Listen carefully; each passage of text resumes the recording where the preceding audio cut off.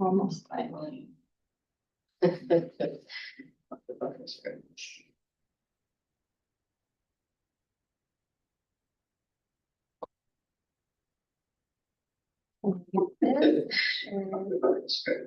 we go. All right. All right.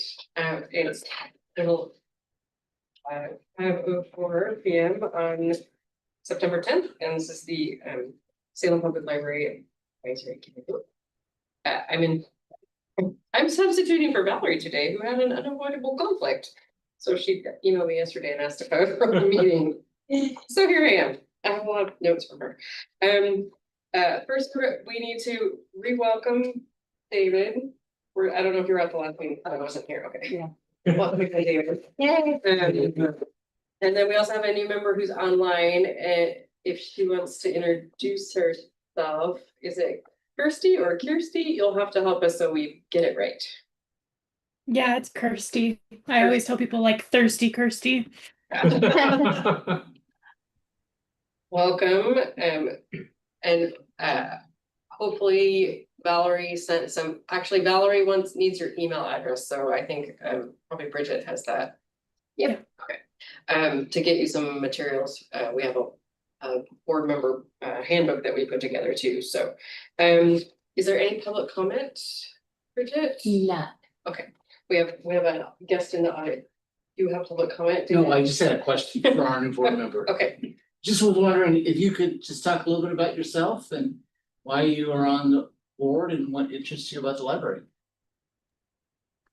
Yeah, so like I said, my name is Kirsty Rudich. I work for the Salem Area Chamber of Commerce in partnership with Salem Kaiser School District for their Career and Technical Education Center, CTEC. I decided to join the library advisory board because I want to keep the library open and available. And I want to connect as many people to all the things that are happening and making sure everybody knows what's available to them. Plus I like the library. I use the books app and read a lot of audiobooks and I like to go there for all the activities that happen. Yeah, I just like libraries. So I thought if I could, I would join the board. And Sonia reminded me, because I'm not good at this, that we'll quick run around the room, introduce ourselves just so that Kirsty can start getting used to people's names. Debbie, you want to start? I'm Debbie Lockhart. Mike Psyche. David Levy, board member. Gretchen Coppage. Sarah Filsinger. I'm Sonia Somerville. I'm the programming and outreach supervisor for the library. I'm Cameron Pickford. I'm Nathan Garrettson. I'm with the city attorney's office, assistant city attorney for the city. How many times can I say city? All right, one more time. And Kirsty, I am Bridget Escada, city librarian. Nice to meet you. Nice to meet you. Okay, sorry. No public comments. Do we have minutes on here? Do we see minutes? No, not see minutes. Minutes was sent online and they're posted online. And there was one correction to be made for the time beginning at 5, not 5:30. That was listed. As I was not here, can someone else make motions and seconds for the minutes? Move For to those approve the minutes as amended. Second. Okay, we've had a motion and a second. Or is there any more discussion? I need to abstain from the vote. Were you here? Do you need to abstain? Were you here at the last meeting? Okay. Gretchen, I also have that. And Cameron needs to abstain. Everybody else who is, well, not enough. We were doing out. We just have enough, so we may need to postpone.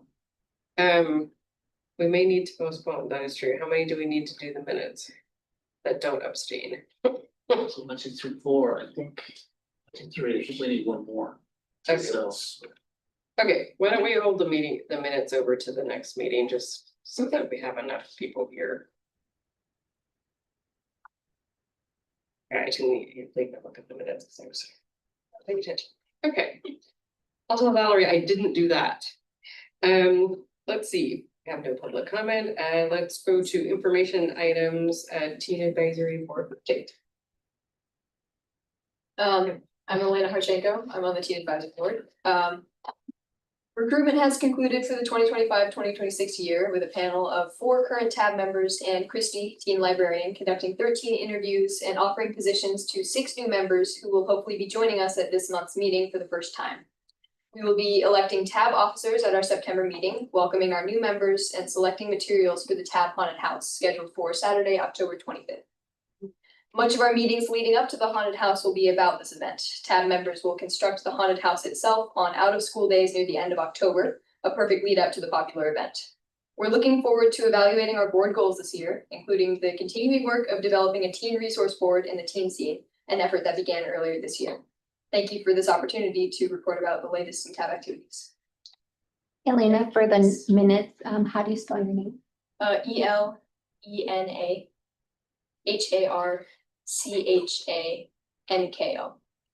Thank you so much. Yeah. What was the date for the council meeting? Saturday, October 25th. Thank you. Sure.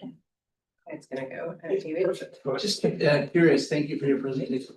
You say a little bit about yourself, what school do you go to? I go to South Salem High School. I'm a junior this year. I'm starting in the International Baccalaureate program this year, and I'm the principal cellist of the chamber orchestra there.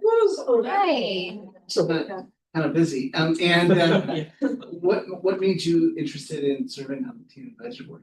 I wanted to get involved in the community and see what was happening, behind the surface, because I see all the events happening at the library and around town, and I wanted to know what made those run and who were the people that were planning them and putting them out there and why they were committed to serving the community. So, Thank you very much. Thank you so much for Yeah, being thank here. you. And feel free to. Sure. Yeah, you're welcome to stay or go. Sonia says you can go. I have plenty of other things to say. Thank you. I would think so. Keep up this way. For sure. Good to see. Okay, I have a list of things for Yeah. we had talked about having a lab member at city council meetings or start to attend every city council meeting. I can't remember whose idea that was. And she wants to see if we can get some volunteers for the next few council meetings coming up. They're on the 2nd and 4th Mondays, I believe, if I read the city track correctly. So September 22nd, October 13th, and October 27th are the next 3 meetings. September 22nd, that's a Monday. Sure, they're all on Mondays. At 6 p.m. And I think that one might be here. They do take place in March.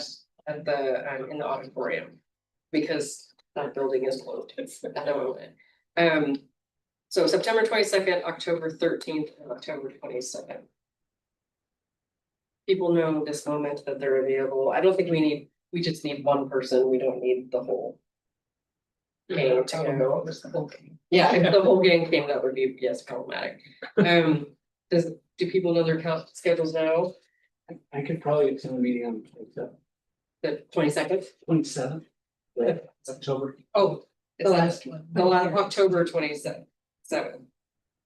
David, October 27th. I'm happy to do the 22nd. Okay. Thank you, I'll Cam. do the 13th. And then. Do we want to go into November? Or I can leave that, but we have a meeting next month, correct? Yeah. So we've got 3 done and Valerie we can get maybe into a routine getting those scheduled. We don't, Madam Chair, we don't wanna, you don't necessarily need to attend, we just want. I mean, we don't need to prepare anything, you just want to. No, it's just to attend and be engaged and aware of what they're talking about. The 10th of November. Thank you, Richard. I need to check my schedule. I did not do before next. Thank you very much. Has a question for Bridget. Has the library walkthrough date been set yet?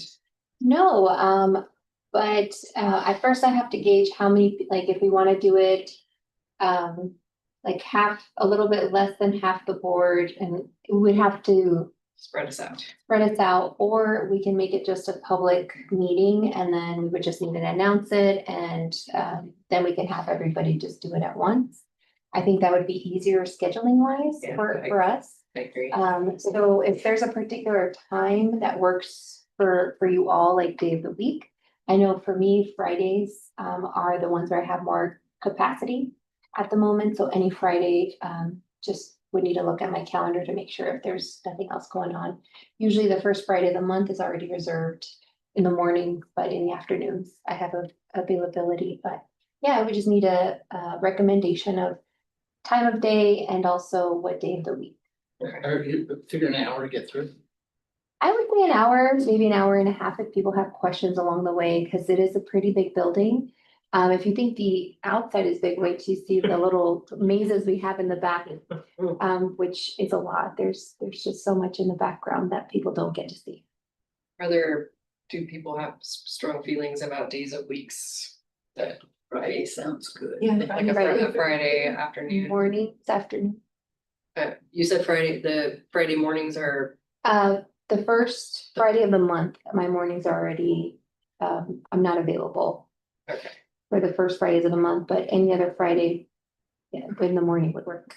Maybe we could send out a doodle poll and just say, look at the Fridays for the next, 6 weeks and just see afternoons or late mornings and see what works. I mean, Happy to do it on a Saturday too, if the weekend works better too.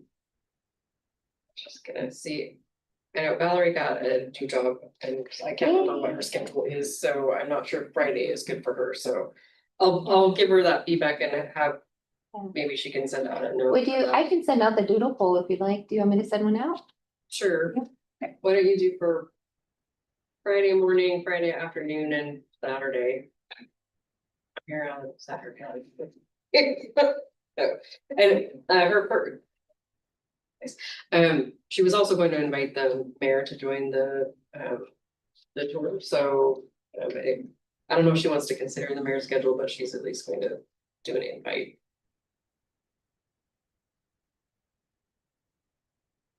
Okay, I think I covered that.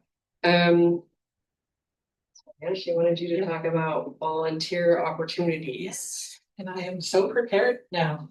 We've been making decisions up until just about an hour ago, but I think we've got this settled. So there are 2 opportunities coming up back to back. So not this coming weekend, but the following weekend, the 20th and 21st of September. There are 2 big events at Riverfront Park, and we are planning to be there for both of them. So we would love to have 1 or 2 members of this board come and help talk to people and share about the library. So the first would be between 9:30 a.m. and noon on Saturday, September 20th for Salem Pride. Capital Pride? I think Capital Pride is the actual name of the event. And then on Sunday, September 21st, we will be there from 3 p.m. until 8 p.m. For an urban art festival put on by Latinos Unidos Siempre, which Bridget and I attended together last year. It's very cool, especially if you enjoy lowriders. They have a lot of really good ones. So either of those, we would welcome a board member or 2 to help us have those conversations if you're available. You can let Sonia know now or later. Are you gonna send out an email or that way, because I think at least But if you're ready now, Valerie you can tell. and Matt, yeah, you can tell her now. So you want us there all or part?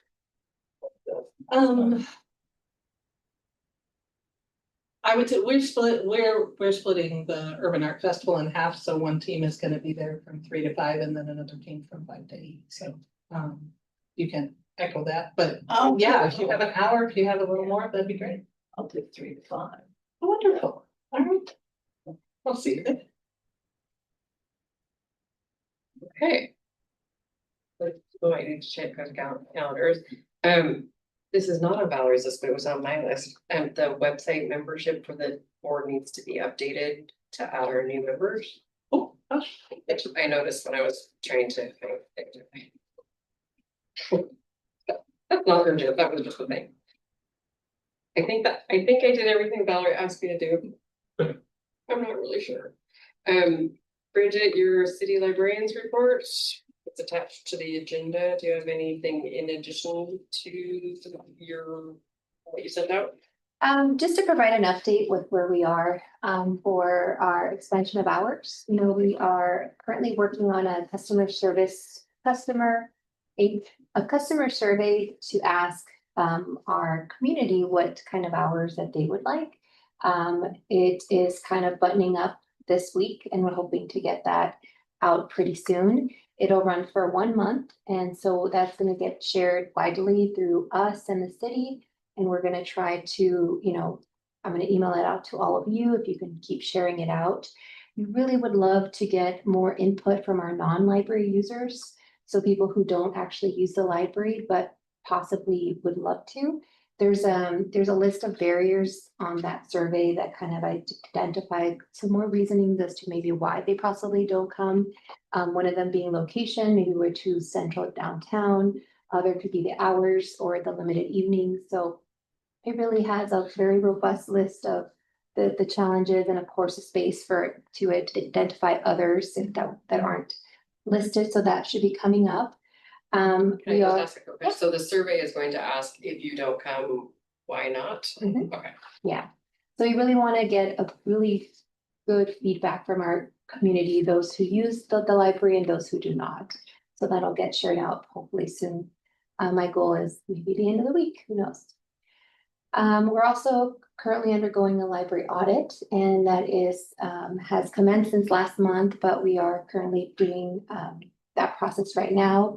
I know that they've been emailing certain stakeholders, and they're still in the interview process now.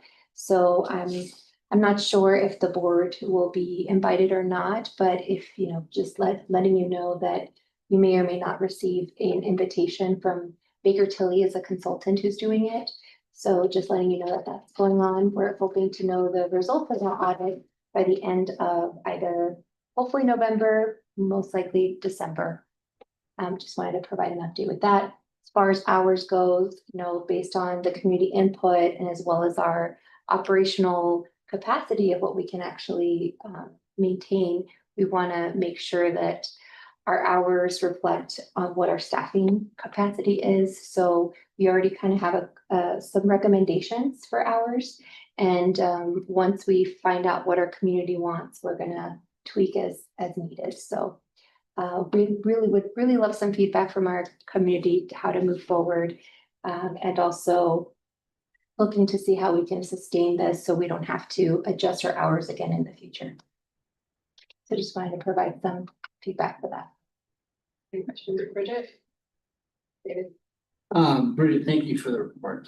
I know you're getting pushback, I'm getting pushback, people are anxious as to kind of when the new hours are gonna take effect, and I appreciate that.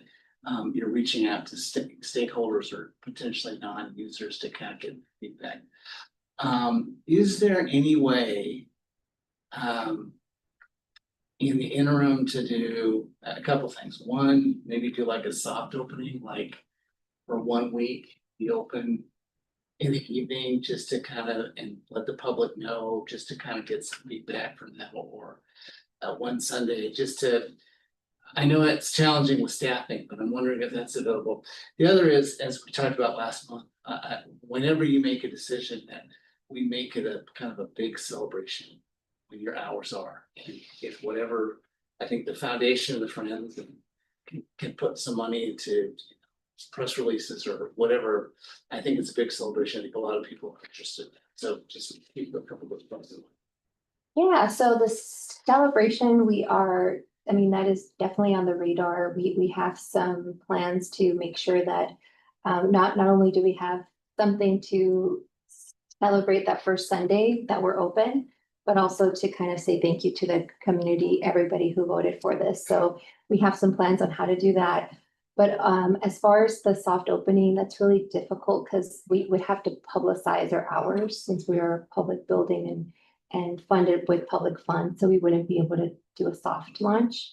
And also with that in mind, it's still taking away staff from other scheduling because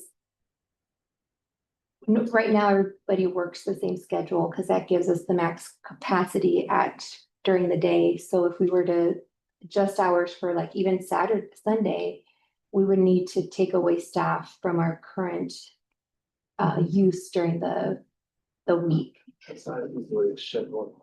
It's not that easy. And then another layer of that is, you know, this is a huge change for staff. Having to now have worked this hours and shift for over a year, and now we're gonna be changing that. So we're being very cognizant of how that's gonna make them feel.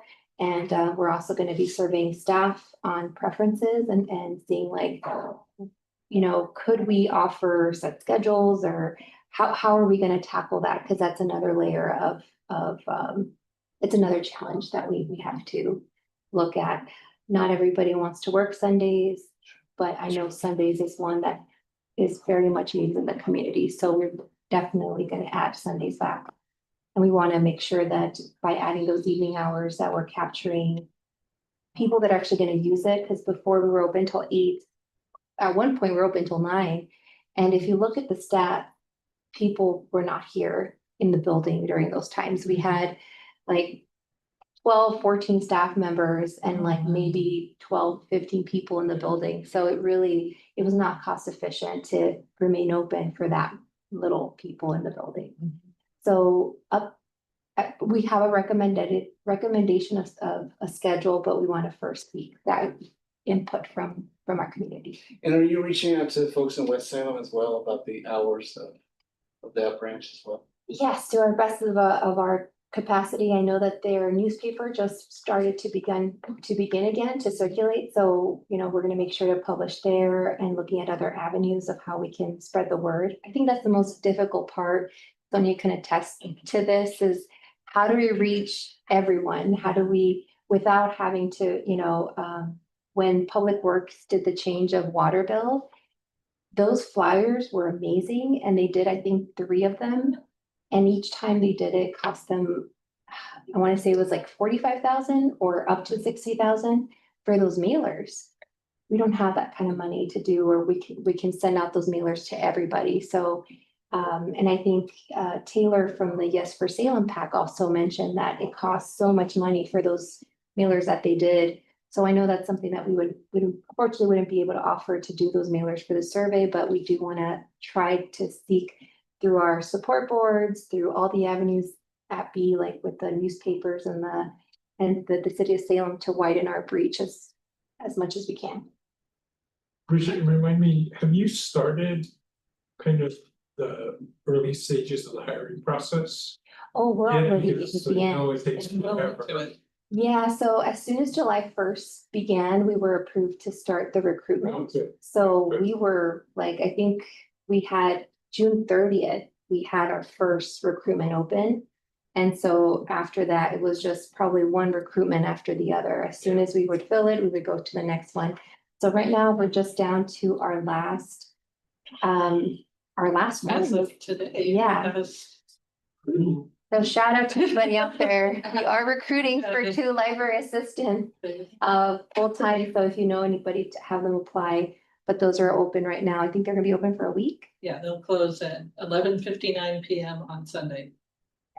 Great, So that's the last To close. one. yeah, Yeah. great. So we've hired on, and the way there were some changes in the way we recruit now, so it created a lot of shuffling inside of our organization. So every time we filled the position, created a new vacancy. So it was just like No, yeah. boop, boop, boop, boop. But right now we're at the last stages. I think we only have 4, 2. 2, sorry, 2. 2 people accepted today, so we're moving Great. forward there. I knew an update for me, so perfect. That was very new. Yeah. So yeah, just the Just 2 the 2. positions that are still open this week. And we're kind of mid-process, hiring more of our substitutes, the substitute clerks that help us out, because some of the hiring was of, you know, those substitutes were able to move into a full-time position. So now we have a very shallow substitute pool, and so we'll be interviewing for that starting next week. Cause there's like standby positions.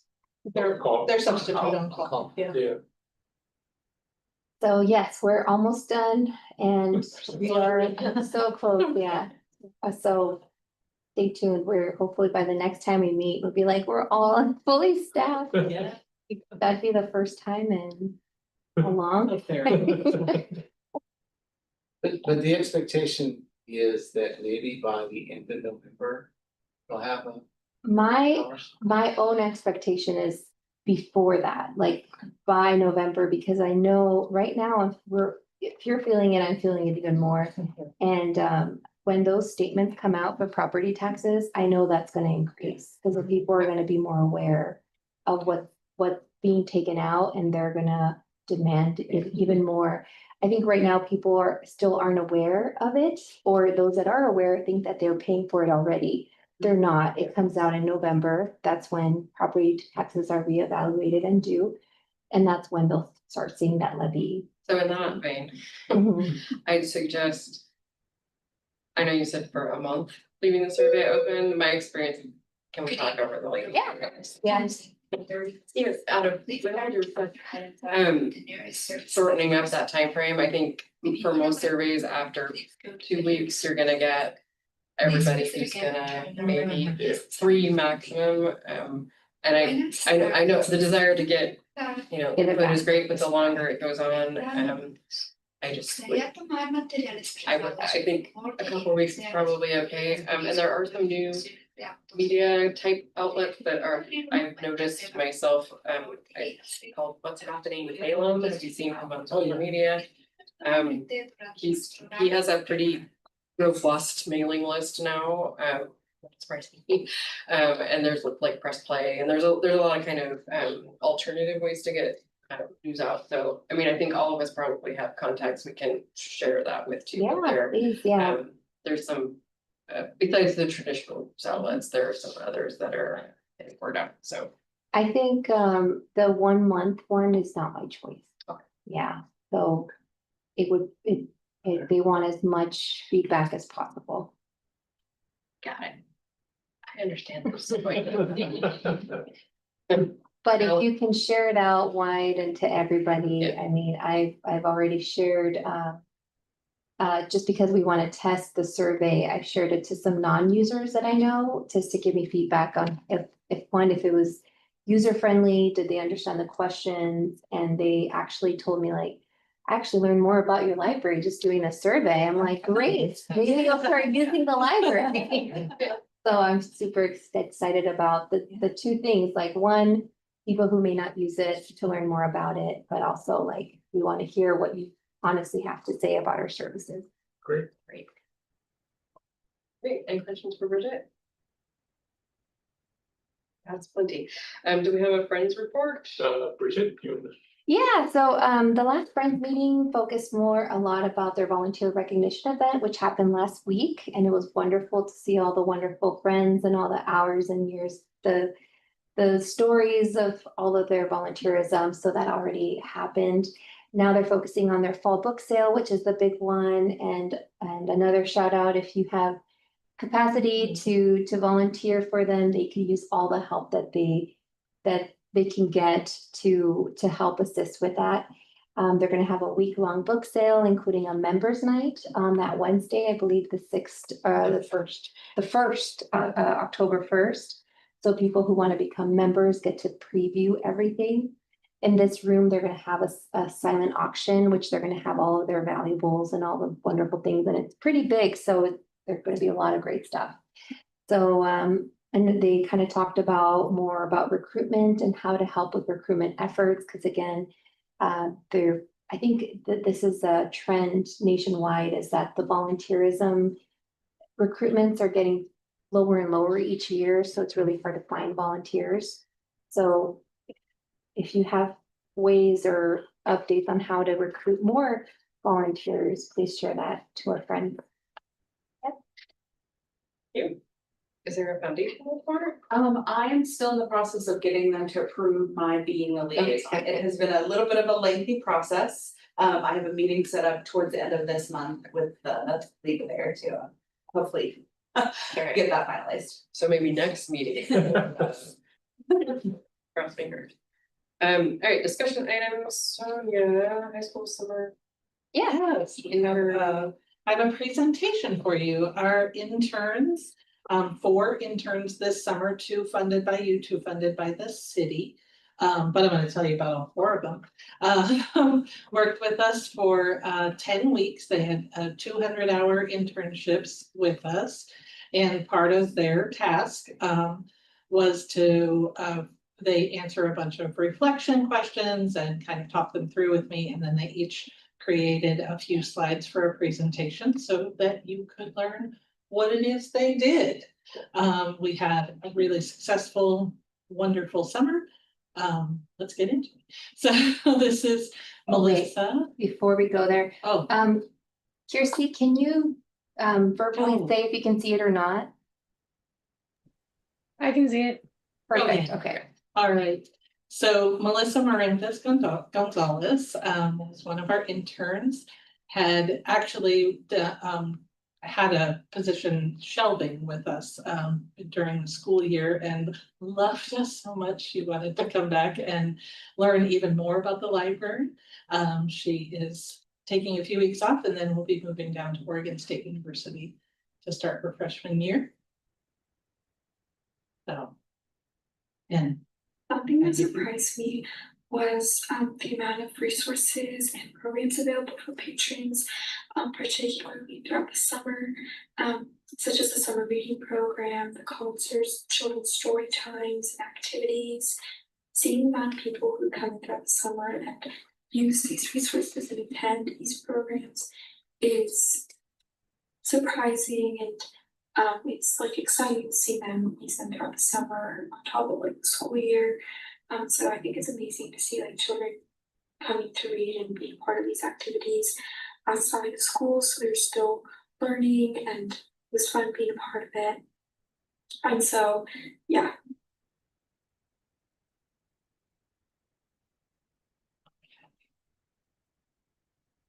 I was most excited when I accompanied Jessica to the Migrant Ed Outreach event in Bookmobile. So we took the Bookmobile to an elementary school, and it was exciting to see the kids be excited about coming on Bookmobile and choosing a prize book from all the different books that we brought.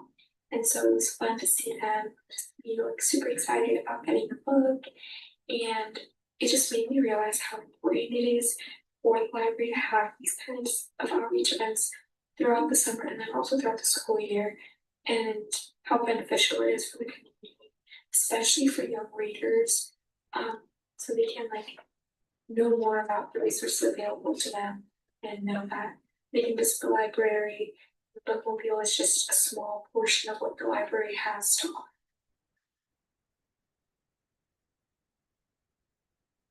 right. So each of the students completes a project with me as their mentor, and then a collaborator from our staff. They get to identify something they would like to do. It generally ends up being kind of public facing, but some kind of library appropriate project. Melissa spent a lot of time and built a lot of expertise on her own in terms of how to prepare for college and look for scholarships. So she teamed up with Willamette Academy's program director, and they did a public session for teens and their parents on how to pay for college. It was very successful in this very room. And she also, you can see, offered some brochure with some resources for further reading from our collection, and also brought down a sampling of the books so that people could actually take them and check them out on their way out of the program. That's excellently done. And she also gave a little testimony of her own too, which people who had attended let me know was really helpful. You know, she talked about her process, how she organized that, and how she went after those scholarship funds, and made a huge impression on the people who attended.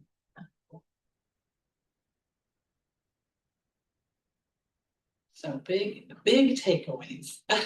This is one of my favorite parts, that good learning experience, a welcoming environment, and of course, noting the amazing staff and volunteers. I did not pay her to. All right, so this is our second student. Jocelyn is now a senior at Early College High School, was the youngest of our interns this year. The other three had already graduated. And oh, there she said on that. So she was balancing two jobs this summer, and did a great job of being very available and engaged in both of them. It's a big asset. Did she work at Yeah. Oh, she was in a survey, Yeah. yeah, with you. Yeah. And Jocelyn, I want to point out, because of the richness of some of her responses, her first time visiting this library was for her interview for the position. Wow. And so she really, she and another student, Yvonne, really started with very little knowledge about our library, and I'm pleased to say that they walked away with a lot of knowledge and a big understanding. So that was really neat to watch. And she was working at the family building blocks outreach that we did. And she Yeah. loved, oh, she actually just mentioned that in her next answer. Her favorite parts, going to visit the migrant ed program, has a big impact on all the participants. They each get to go to one visit. So, and also she remembered that Jessica and the bookmobile came to visit her school in the first grade and gave her her first taste of library services. So, and also the time that she spent with you at Riverfront Park doing an outreach was also very gratifying. Did you pay her to say that? I did. Well, technically, we did pay them to say, but not specifically. Very busy working with the little kids that came in. Yeah, that's really enjoyed that. Also, excited to see her want to talk about how libraries might fit into her future, since this was pretty new for her. And saying that she just didn't imagine how much she would learn.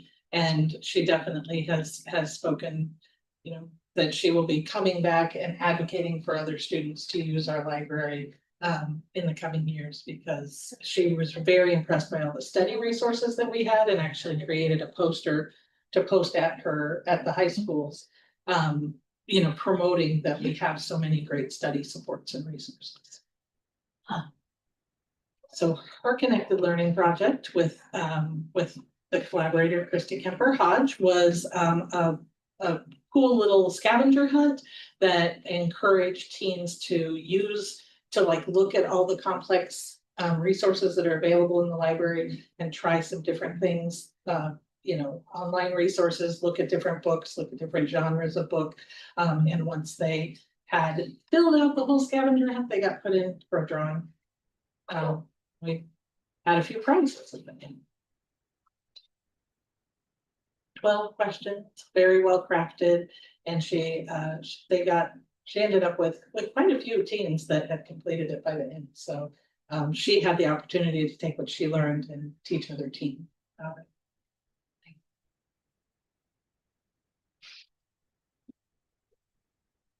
Oops, let me read that.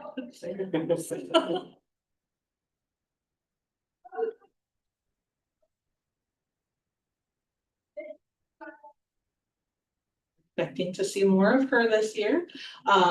Alan is also on the way out of town to go to the University of Oregon, and is doing career in physics. Bless his heart. I'm like, okay, you do that. So some of the goals that Alan had, and I really noticed that first one, stopped by on his last day and said he felt like he had really improved his communication skills and comfort, and learned a lot about being in a workplace. So that was pretty neat to know.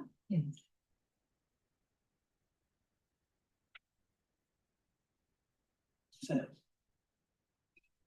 definitely good reactions to that connected learning project, lots to learn there. Each of them got to spend one day at our West Salem branch, which was a neat exercise in contrast, like big building, little building, and how that works. And then that bookmobile visit, I never want to take that away from them.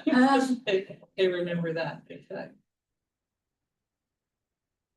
Some things I believe that should keep happening for future interns is definitely the connected learning project, which allow me to provide something to the community and help teens explore their interests with something that I'm passionate about. And it gave me a way to provide fun and engaging resources and experiences to the public.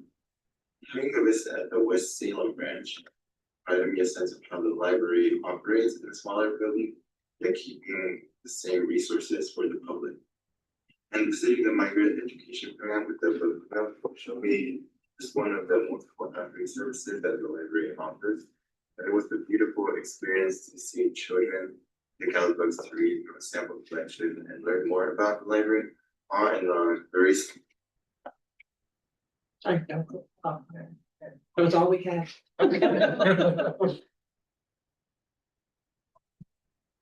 So Alan taught coding, the tweens, the 3rd to 6th graders. As the Connected Learning Project developed a really cool exercise in Scratch that had errors in it and then challenged the students to fix those errors and learn how to read code and repair it. And then, of course, was right there to talk them through it. They were, I think he comments on kids are really creative. And so the path that he thought they would follow to fix those things was not always the path they used, but we got to some interesting places. Connected Learning Project that focused on helping students explore and coding.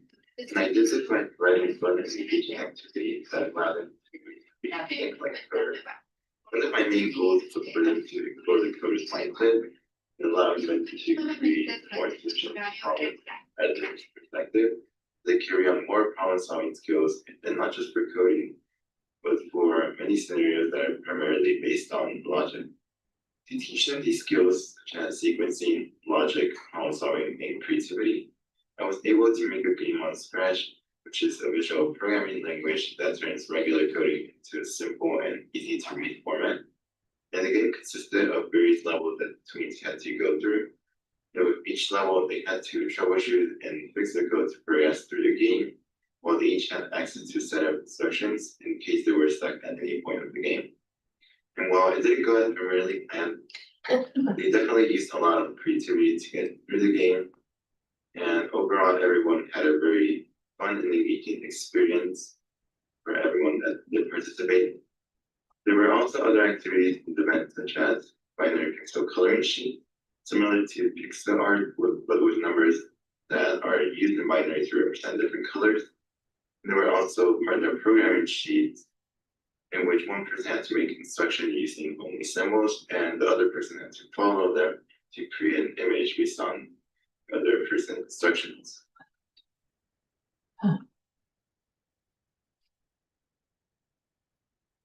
So again, those communication skills, figuring out how to talk to 3rd to 6th graders about coding. I will say my favorite, I was working with one kid and he kept hitting this barrier, and there were a few different ways that he could have addressed it, and he finally was like, figured out over in this corner, he's like, I can just, like, this hedgehog keeps eating the character, I can just like delete the hedgehog. We were supposed to jump over it, but don't worry about it. You got there, right? Like, make the barrier go away.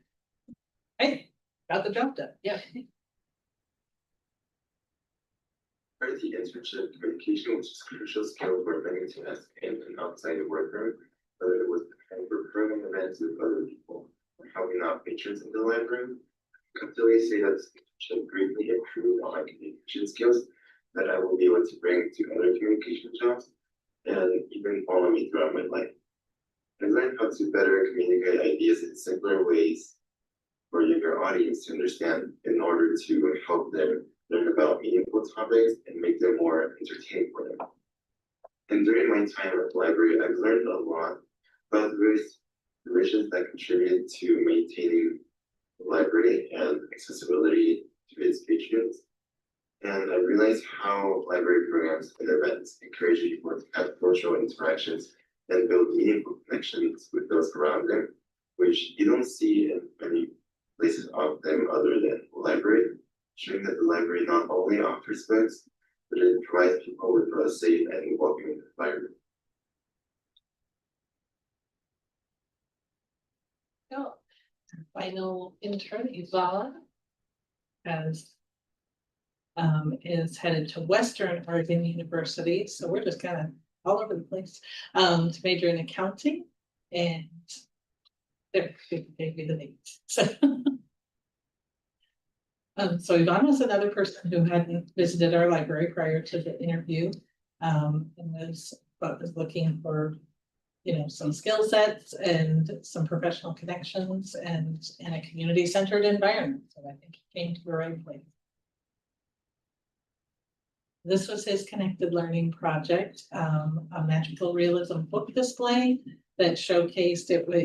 He based it on an interest in the magical realism boom of the 60s and 70s, started from there, and then tracked and followed the development of magical realism to contemporary literature. It was a really cool display with lots of parts. He had buttons. I'm wearing one that had the authors' faces on it, and also some brochures to let folks know a little bit more about magical realism and how to interact with that genre. And also did some work with us, kind of brought it to our attention that we have a materials suggestion form that you can fill out on our, if we don't have the book you want, you can suggest that we buy it. Brought it to our attention that we had never translated that into Spanish. So, so it is translated into Spanish now, and he advocated for that, and then created posters that are in all of the Spanish language collections, encouraging people to use that QR code and make suggestions for more purchases of Spanish language materials. And I do, sorry, on that slide, I want to point out that just to be very clear, that is super literal. His day at the West Salem branch, a bat flew into the branch and took up a lot of the day figuring out when there is a bat like swooping around in the branch. I don't think he will soon forget that experience. As long as they're not sleeping. Yeah, different kind of readers that. Was that, it was an exciting day. They did get the bat out. The bat is okay. Looking for the vampire books. That's right. And he saw CD with Bad Bunny. Yeah. Well, I was gratified to see that note, because one of the first days he said, well, I don't think you guys have much good music here. Yeah. And then he got to know the music collection better and said, you do pretty well. You do pretty well. Oh, So we passed the test. So yeah, again, a lovely thank you from Yvonne, and again, and more assurance that he will be using the library much more extensively, as any library that he has access to.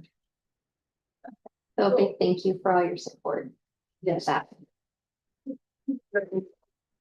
Your support definitely paid off for these 4 students, for everybody who was involved in their connected learning projects, and our staff. It's really wonderful to work with these kids and like fuel their curiosity. They got to meet with, I had people who do nearly everything that we do.